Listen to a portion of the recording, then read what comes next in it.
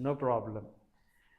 I'm happy at least you came up and you started saying things. Develop that. No matter how much you know, come here, speak as much as you know. And if you could not deliver the best, next time. Better luck next time. When Google Pay does it, why can't we do? Isn't it?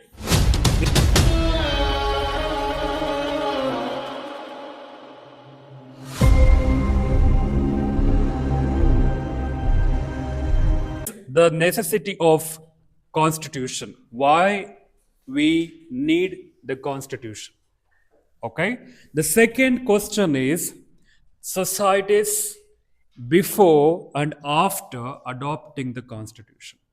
So, how they were before the constitution was adopted and how they changed after adopting the constitution. Clear? So, these are two questions, and you will be answering these questions now. Srinivas, come forward. Take your notes. Hold it. Understand. Listen here. You may not be perfect when you come here. You may not know everything. What we are trying to learn through this, you have the courage to come here and stand and hold the mic. First thing is that. Second thing, you may not have understood the question properly. You may not have understood the answer rightly. Say what you understood. Got it? That may not be the perfect answer, but at least what we are trying to develop here is the courage to come here and speak and say something. You got me?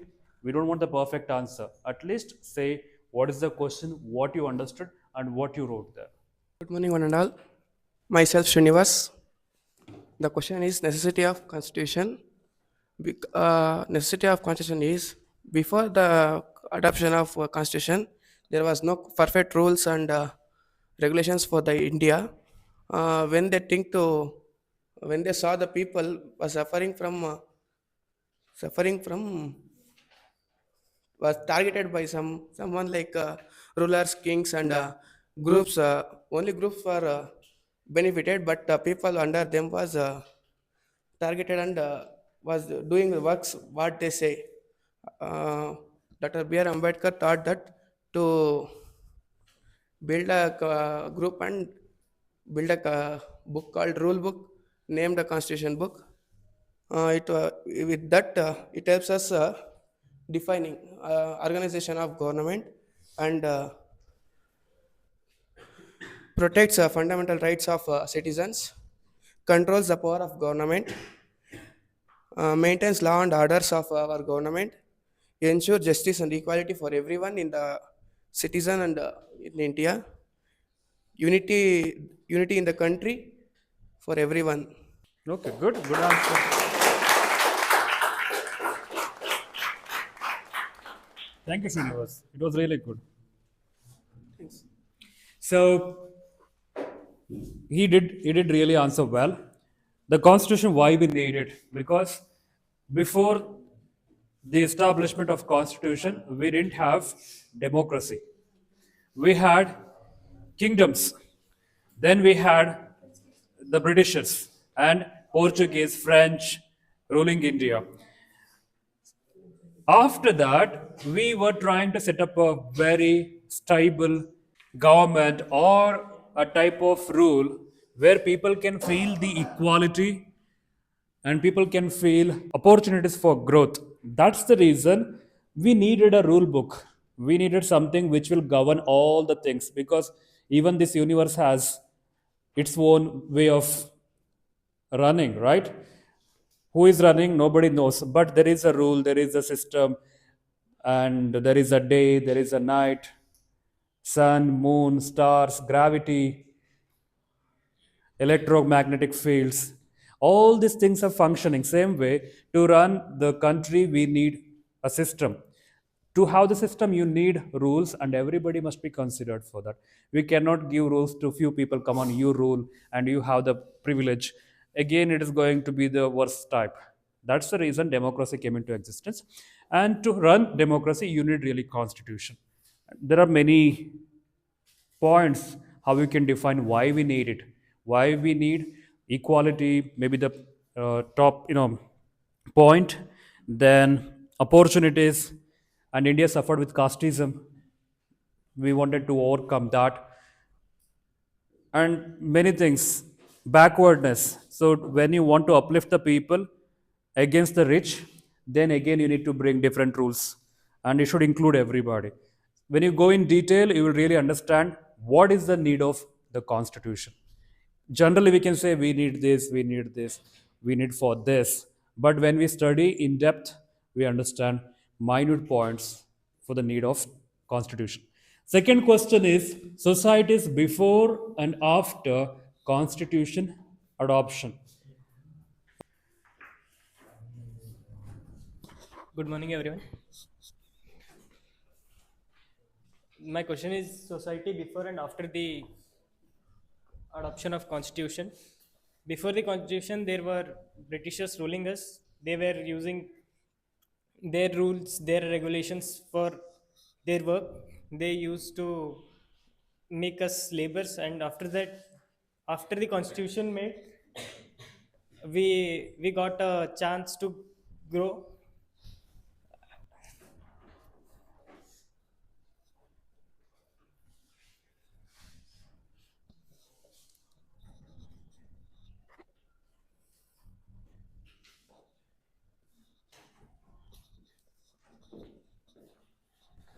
No problem. I'm happy at least you came up and you started saying things. Develop that. No matter how much you know, come here, speak as much as you know. And if you could not deliver the best, next time.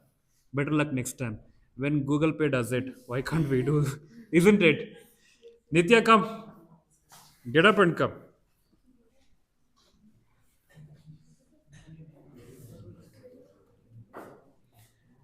Take this. Hello everyone, myself Nitya. My question is societies before and after constitution adoption. Before there were no proper rules and there were kings and rulers groups which rules the people, and there will be no equality among the peoples. There will be casteism and other sati system and all were followed before constitution, and after constitution the proper rule act came, and then equalities and freedom everything came after constitution. So that's The word everything is very bad word because everything it includes. Okay, thank you, Nitya. I'm still expecting very clear and sophisticated answer. You say before adoption of the constitution, society was like this, and after the adoption, society changed like this. That's how I want the answer. So, who can give that kind of answer? Come on, I'm happy, man. Give him a round of applause.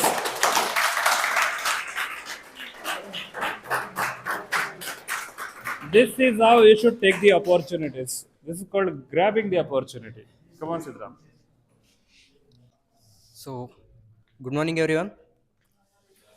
Answer, please, all of you. The topic is about. Sorry, first I wanna introduce myself. I'm Siddharam from AIML branch.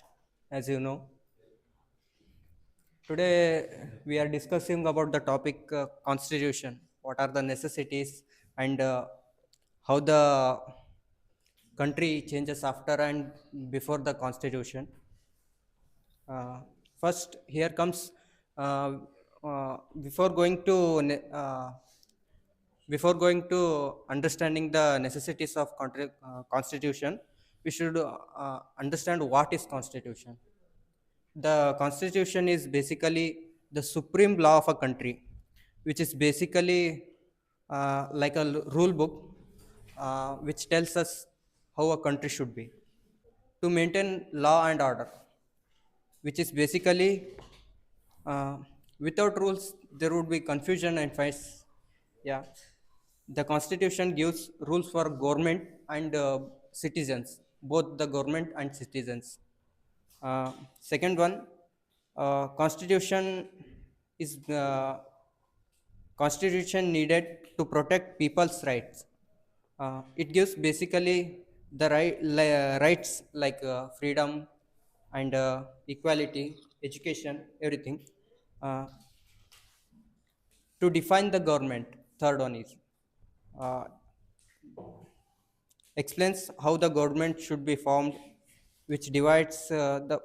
It is basically the dividends of powers, like the power in uh, president's hand and parliaments. That power differs. Hmm. Okay. The fourth point is to prevent dictatorship. Constitution ensure the democracy, which is basically we know the that line na, by the people, from the people, for the people, which is basically what democracy means: a system of government in which the people rule the country. The people have the ability and capacity to rule the country. The rulers had unlimited power. They could do anything and they will not be held accountable.